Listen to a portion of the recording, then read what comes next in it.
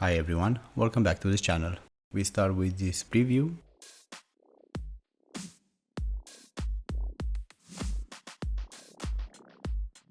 And next we have the unboxing.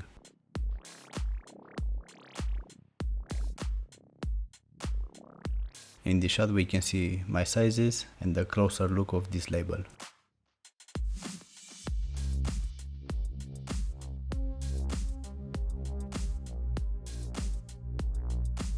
I didn't find anything else in the box.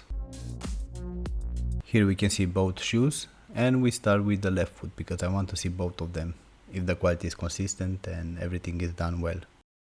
I have to say that these sneakers, they start to grow on me after a few minutes having them on my hands. I did like this silhouette very much. They do remind me of ULTRABOOST 20, which I did like it a lot, and that's why I like this silhouette. As you can tell, they look very neat. If you know me by now, you know that I wish they were having much more stack, somewhere in between 35, almost 40, waiting from Adidas to make a model the way I'm describing this one. Something with 35, 40 millimeters on that midsole. That is what I'm waiting from Adidas for a long time now. A pure mass cushioning boost midsole sneakers.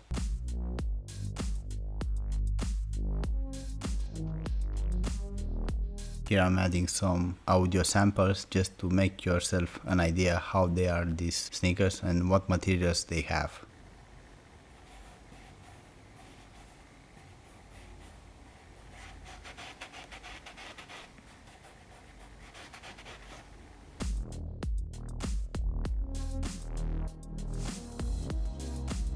We can see that the cage on the interior has some paint with pattern, and on the exterior is transparent. In the shot we can see the heel. It has very little padding, which I love it. I like it this way. Very good model, this one. It does look very similar with ULTRABOOST 20.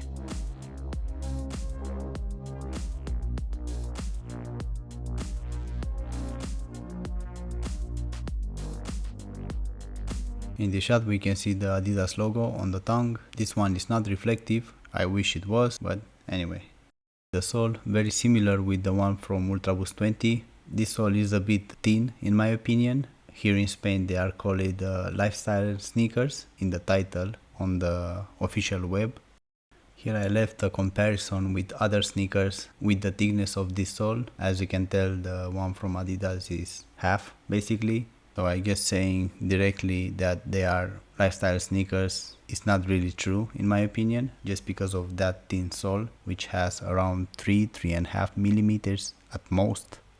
I hope that in the future we're gonna see a real lifestyle sneakers from ULTRABOOST, from Adidas, one with a thicker sole and thicker midsole. That would be great to see.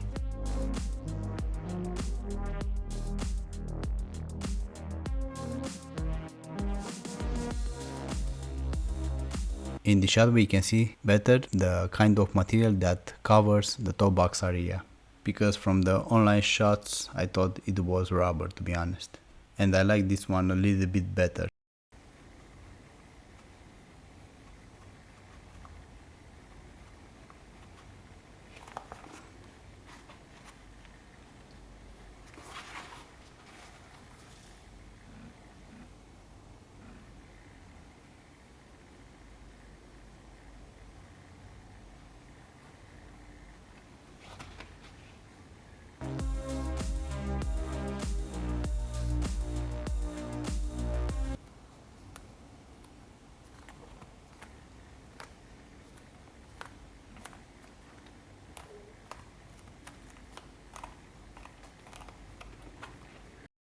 This midsole is soft, is very similar with the one from ULTRABOOST 20 or ULTRABOOST M.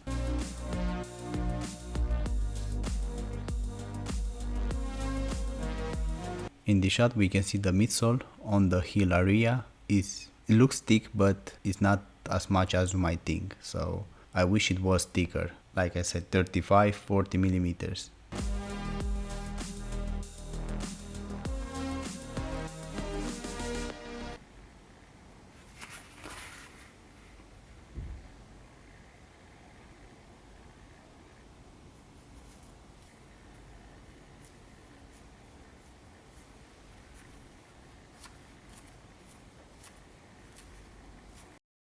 The thickness of this insole is around 3.5–4 millimeters. Under the heels feels slimmer. We can see the interior, and the footbed is very similar with the one from ULTRABOOST 22. I didn't like it because this one is made with some synthetic material, reinforced with some nylon material, some fibers, and this makes it quite rigid.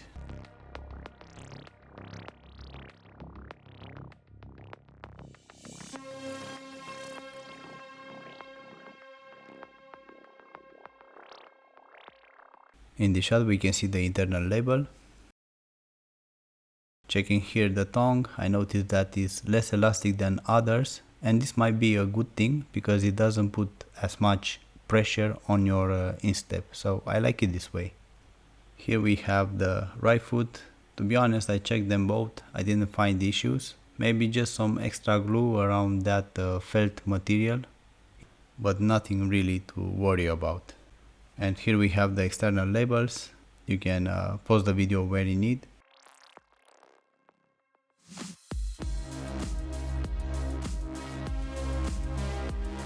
Here we have a quick check on this right foot to see how they are. Like I said, I didn't find issues with stitching or the gluing, at least on this pair. In the shot we can see both insoles, they are exactly the same. I won't waste too much time here. The interior, like I said, hard footbed. I didn't like it too much. I hope they will change it in the future. Here we can see the internal label from the other sneaker. At first I thought that this tongue being not enough elastic may be a problem, but in my case it wasn't. The sizes of these laces. In the shot we can see the laces, they are exactly the way I like it, not too elastic. The thickness is okay, I've seen even thicker, but this one is not bad, I like it. And a quick shot with this upper, we can see here this knit does look very well. I like it, this cage also, very interesting. The knit has a very good thickness, I say maybe around 3 millimeters, so that will be very resistant in time and very breathable also.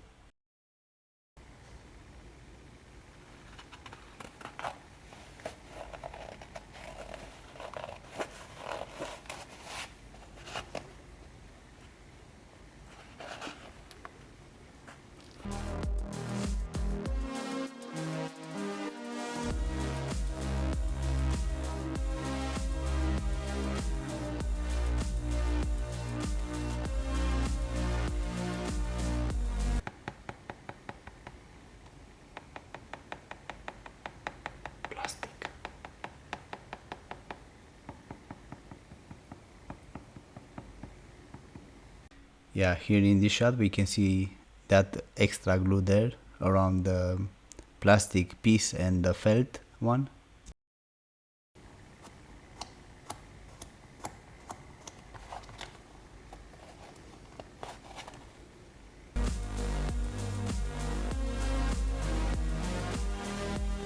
Now it's time to measure these insoles and soles just to see how they are. Pause the video where you need.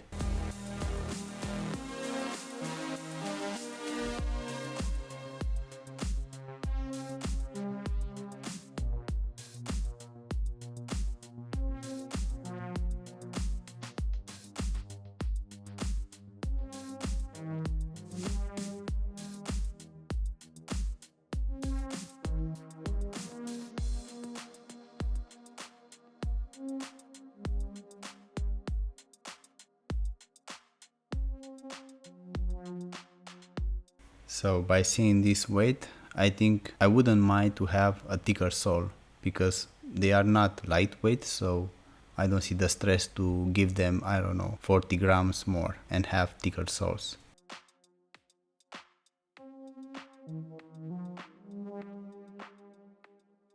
In this shot you can see the arch that I have, the instep that I have, and how is this size for my feet, this 41 1/3 or 18 US.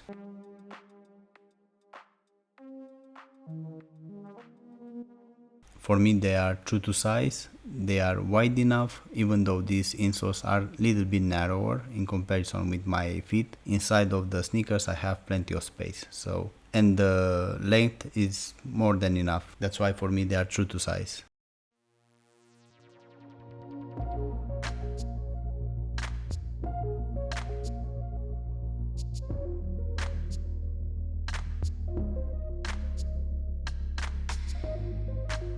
This shot is in real time because I want you to see how easy it is to get them in my feet.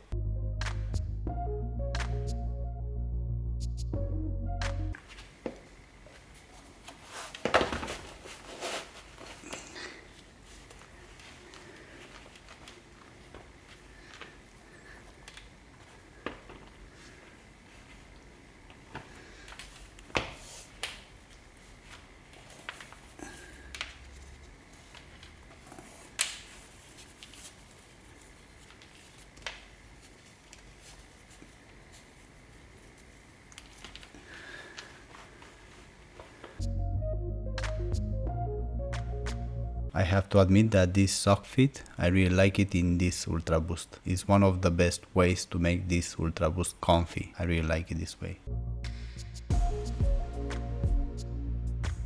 As you can tell from my toe box to the end of the sneaker is around 2.5 centimeters, so maybe 1 inch or so. That's plenty of space for me.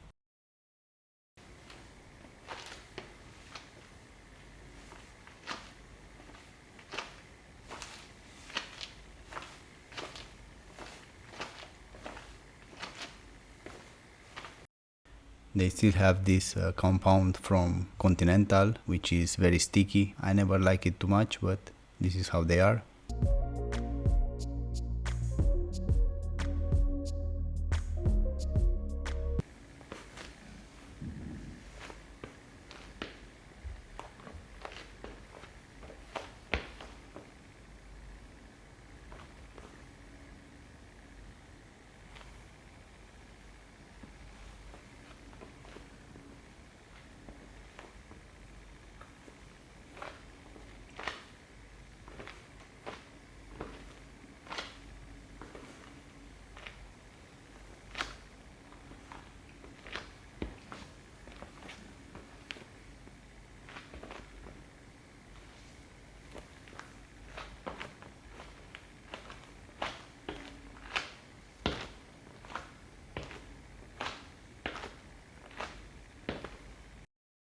So as you can tell, the cushioning is very good. It reminds me of the one from ULTRABOOST 20. That is the closest to this kind of sneakers, and it's one of the best in my opinion that they have in ULTRABOOST. The comfort also is very good. The width and length is on point on these sneakers. So I think it came the time for pros and cons. Well, for pros, I like the silhouette, I like the materials, and overall the feel of the sneakers. They have good comfort and good cushioning. Are they perfect? Obviously not. Most of them they aren't, or if not, all of them. But they are still a good pair of sneakers. Cons? Well, the price first of all is 200 euros or $190 from what I've seen, which is a lot in my opinion. In comparison with ULTRABOOST 20, these ones I think they are a bit more wider, so if you have wider feet, this one will fit you a little bit better than those. Like I said, the comfort is very similar in both, the cushioning also, because it has the same stack for my eyes. The sole is exactly the same, the midsole the same, so you just pick the one you like it more as design.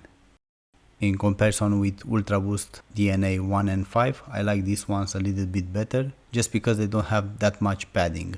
And the one, for me, the opening, it was a bit too small, so I had issues when I had to insert my feet inside. So if you have, I don't know, bigger instep or arch, go for these ones, in my opinion. In comfort and cushioning, they are very similar with ULTRABOOST 20 and ULTRABOOST M. You pick the one you like it more, as my final thoughts.